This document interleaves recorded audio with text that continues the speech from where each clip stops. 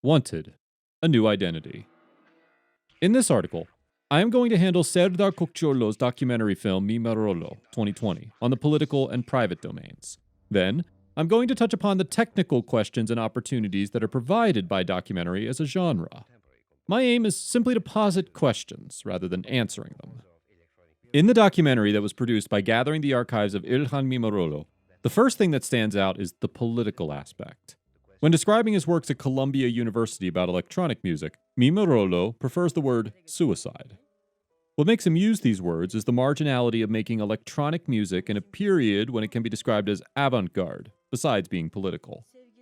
The first question I want to ask is, what kind of politics we are talking about here? When it comes to political activism, we do not come across an understanding that goes beyond a nostalgic longing for the street movements half a century ago. Although the film has the potential to bring a fresh approach to political activism through the aesthetics of Mimaroğlu's music, unfortunately, it fails to get off this prosaic understanding of politics.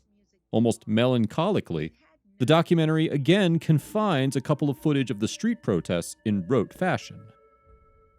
Another conspicuous characteristic of the film is its emphasis on the quote-unquote unsung hero type. We hear this from Mimaroğlu himself and the other interviewees that are speaking in the film. According to them, his voice was not only unheard in terms of ideology, but also in the music industry. For example, we learned that his recording company was on the verge of bankruptcy because there was no interest in avant-garde music among the people. On the other hand, the question is, if Mimaroğlu really wanted to be understood, or wanted his music to become popular, considering the role of advertisements in the music industry, we cannot help but ask if it is possible to take an ideological stand against the tips and tricks of capitalism, yet be popular. Perhaps we should return to that big question again.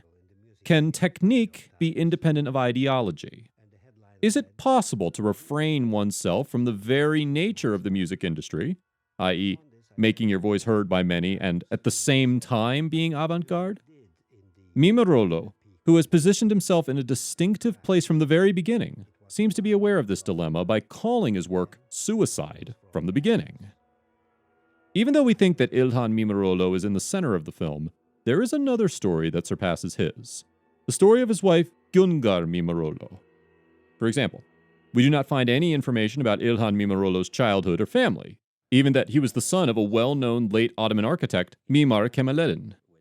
On the other hand, we learn about Mrs. Mimaroğlu's poliomyelitis, the story of her marriage and divorce before meeting İlhan Mimaroğlu, and her emotional adventure after Mimaroğlu's death. Even when they moved to America after getting married, the dominant story is of Güngar Mimaroğlu's. Leaving her child from the past marriage, she describes how quickly she felt like a New Yorker and joined the street movements as if she was a part of the culture. Going adrift in the flood of people, she claims to find her identity. Perhaps this is one of the hallmarks of American culture.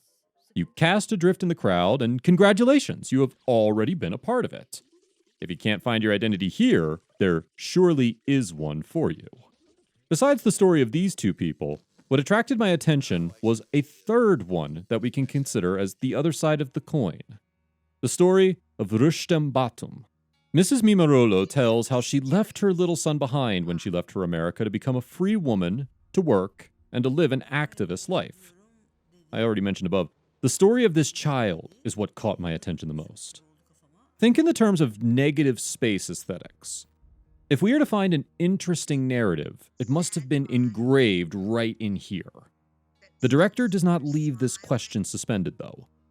The last 20 minutes of the film, which I consider the documentary owes its success to, is where the director passes the microphone to that child.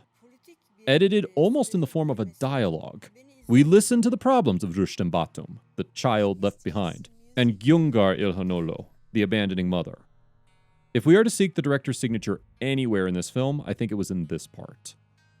The film at hand does not follow the classical doctrines of a documentary, such as showing the faces of the interviewees but using only their voices. For a documentary in which the main subject is sound and music, I think the director Kökçeoğlu's stylistic choice is quite appropriate and aesthetic in this respect. However, the footages that are used in the film are mostly captured by İlhan Mimaroğlu himself. This allows us to see the world through his eyes. However, this technical choice of the director leaves us with another question. Since both the footage and the sound used in the film are recorded by Mimaroğlu, what was the role of the director other than simply arranging them? What makes this film Kökçeoğlu's, if any other director could have done the same?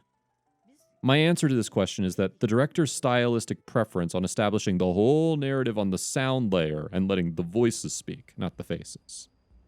Mimaroğlu has been the subject of many critical discussions, both in terms of technique and content so far, and it seems to continue to be for a little longer. If İlhan Mimaroğlu and his music have been understood or not is another question that still needs to be focused on.